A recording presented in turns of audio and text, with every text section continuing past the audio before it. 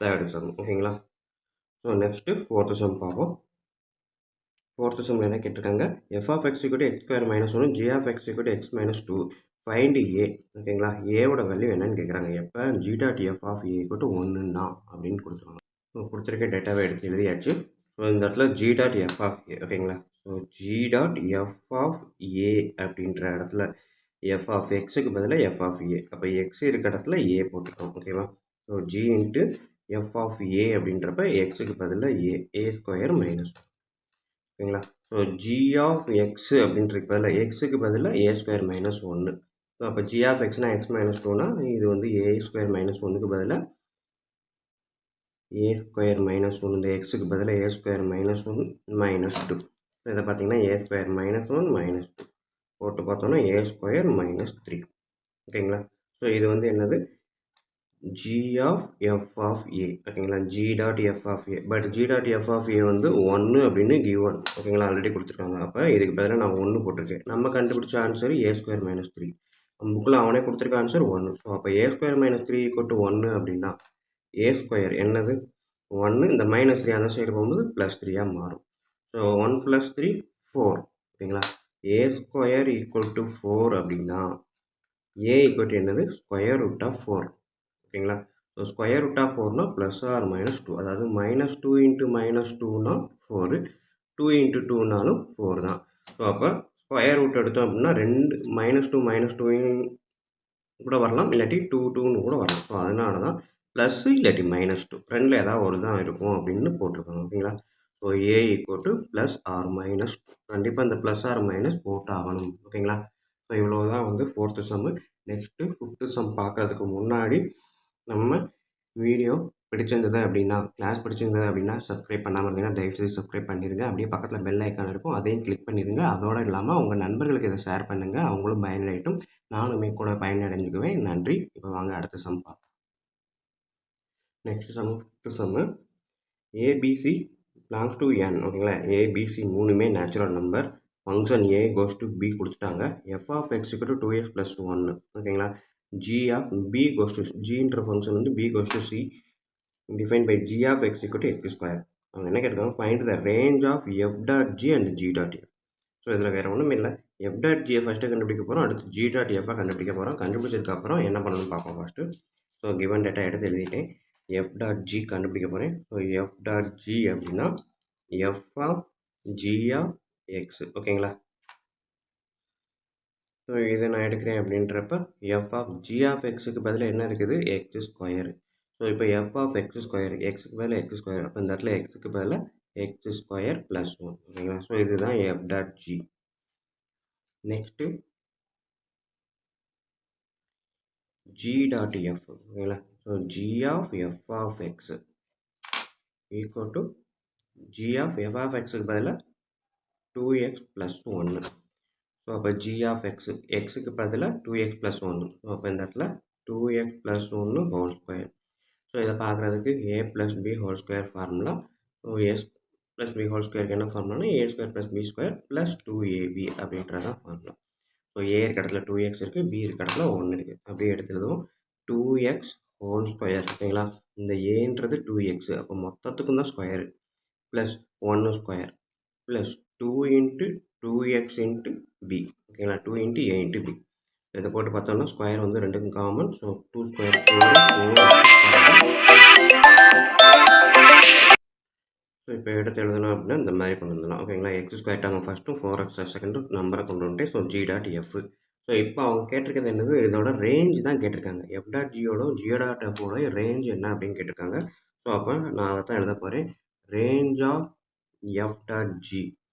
So range of f dot g அப்படின்னா ஒயில் தான் இருக்குது அப்படின்னு சொல்லிட்டோம். பட் ஒய் ஈக்குவல் டு என்னது, 2x² + 1. அவ்வளோதான், 2x² + 1.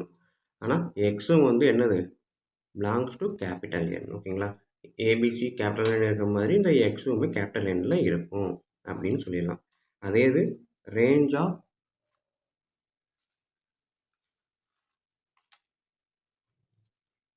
ஜி டாட் எஃப் அப்படின்னா இதையுமே நம்ம என்னது ஒய்ன்னு சொல்லலாம். But y equal to 2x + 1 whole square சொன்னாலும் சரி தான், இல்லை இதே சொன்னாலும் சரி தான். நம்ம இவ்வளோ நேரம் செஞ்சுட்டோம், அதனால் இதே நான் எழுதுறேன். 4x² + 4x + 1.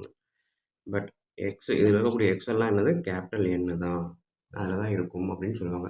ஸோ இதுதான் வந்து range of f.g g.f fifth சம்முக்குரிய ஆன்சர். ஓகேங்களா? ஓகே ஸ்டூடெண்ட், வீடியோ பிடிச்சிருந்ததுன்னா உங்கள் நண்பர்களுக்கு ஷேர் பண்ணுங்கள். நன்றி. அடுத்த வீடியோவில் பார்ப்போம். இப்போ இந்த வீடியோவில் நம்ம 10th maths chapter 1 exercise number 1.5ல் இருக்கக்கூடிய 6th சம் தான் பார்க்க போகிறோம். ஸோ இங்கே என்ன கொடுத்துருக்காங்க, f(x) = x² - 1. ஃபஸ்ட்டு டிவிஷன் என்ன கண்டுபிடிக்க சொல்கிறாங்க, f.f, செகண்டு f.f. இந்த ரெண்டையும் கண்டுபிடிக்க சொல்கிறாங்க. ரொம்ப ஈஸி தான். ஸோ அதை தான் எடுத்து எழுதியிருக்கேன். ஸோ இப்போ பார்த்தீங்க அப்படின்னா f.f. ஓகேங்களா? ஸோ f.f அப்படின்னா f(x) அப்படின்னு தான் அர்த்தம். ஸோ f(x)க்கு பதிலாக ப்ராக்கெட். ஓகேங்களா? f(x² - 1). ஸோ இப்போ இந்த x இருக்கிற இடத்துல x² - 1 இருக்குது. அப்போ இதை மாற்றி எழுதும்போது f(x)ன்றப்ப x² - 1 ஹோல் ஸ்கொயர் -1. ஓகேங்களா? ஸோ இப்போ இதை நம்ம வந்து எக்ஸ்பேண்ட் பண்ணுறேன் அப்படின்னா a² - b² அந்த ஃபார்முலா தான். a² - b² அப்படின்னா a - b whole square formula. So அப்போ a² + b², இந்த மைனஸ் வந்து இந்த 2க்கு முன்னாடி வரும், 2 × a × b. ஓகேங்களா? ஸோ இதன்படி இந்த ஃபார்முலாவை இதில் அப்ளை பண்ணுறேன். ஸோ ஏன்ற இடத்துல x² இருக்குது. அப்போ a² அப்படின்றப்ப x⁴ ப்ளஸ் b² -1 அப்படின்றப்ப 1ன்றப்ப b² வந்து 1 தான். 1² 1. அடுத்து மைனஸ் 2 × x × 2 × a × b. ஓகேங்களா? ஸோ இப்போ x⁴ + 1 - 2x². இது வந்து f.f(x). ஓகேங்களா? ஸோ நெக்ஸ்ட்டு இது ஃபஸ்ட்டு. நெக்ஸ்ட்டு செகண்ட் என்ன கொடுத்துருக்காங்க, f.f அப்படின்னு கொடுத்துருக்காங்க. ஸோ இதுக்கு அர்த்தம் என்ன, f(x). ஓகேங்களா? ஸோ இதில் நம்ம டைரெக்டாக 1 by 1 செஞ்சாலும் சரி தான், இல்லாட்டி இதுக்கு முன்னாடி நம்ம கண்டுபிடிச்சிருக்கோம் இல்லையா, f. இந்த ப்ராக்கெட்டில் f.f(x). ஓகேங்களா? ஸோ இதுக்கான ஆன்சர் தான் இங்கே கண்டுபிடிச்சி வச்சுருக்கோம். அப்போ டைரெக்டாக f(x² + 1 - 2x²) போடலாமா? ஏற்கனவே இதை வந்து மேலே கண்டுபிடிச்சி வச்சுருக்கோம். f.f, அதாவது f அப்படின்னா இந்த இடத்துல f-க்கு இங்கே வர்ற ஆன்சரை இங்கே அப்ளை பண்ணுறோம். அவ்வளோதான், சிம்பிளாக சொன்னோம். ஸோ இது எல்லாத்துக்குமே மேலே வந்திருக்க ஆன்சரை நான் இங்கே போட்டேன். இப்போ f(x) அப்படின்றப்ப நம்மளுக்கு இருக்கக்கூடிய ஃபார்முலா வழக்கம் போல். ஸோ இதுலேயுமே இன்னும் சிம்பிளிஃபை பண்ணலாம். இதை நான் மறந்துட்டேன். x⁴. ஓகேங்களா?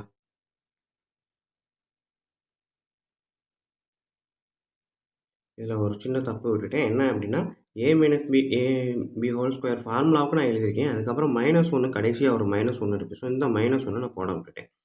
அப்போ -1 போடும்போது -1 + 1 கேன்சல் ஆயிரும். So final answer x⁴ - 2x². ஓகேங்களா? ஸோ கவனமாக பாருங்கள். கொஞ்சம் கவனிக்கலாம், இது மட்டும் தப்பாயிடுச்சு. ஸோ -1 சேர்த்துக்கோங்க. ஓகேங்களா? அப்போ -1 போட்டோம் அப்படின்னா -1 + 1 கேன்சல் ஆயிடும். So x⁴ - 2x². அப்போ இந்த 1 வராது. ஓகேங்களா? ஸோ இப்போ f(x⁴). ஓகேங்களா? இந்த x⁴ - 2x². இதை நான் அப்ளை பண்ணேன் அப்படின்னா x⁴